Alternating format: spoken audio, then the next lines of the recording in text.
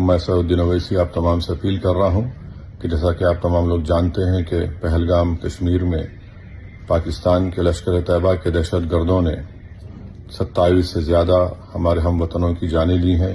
کئی لوگ اپنی جان زخمی ہیں، اپنی جان بچانے کی لڑائی لڑ رہے ہیں. اس دہشت گردانہ اور وحشیانہ ظلم کے خلاف میری آپ تمام سے گزارش ہے کہ کل آپ جب جمعے کی نماز پڑھنے جائیں گے اپنے مساجد کو تو اپنے بازوں پر کالی پٹی باندھ کر جائیے، تاکہ ہم اور آپ مل کر متحدہ طور پر ایک پیغام دے سکیں ان دہشت گردوں کو کہ ہم ان کی اس وحشیانہ حرکت کی مذمت کرتے ہیں اور ہم کبھی بھی ان کو دین اسلام کا سہارا لے کر معصوم لوگوں کے قتل کرنے کی اجازت نہیں دے سکتے.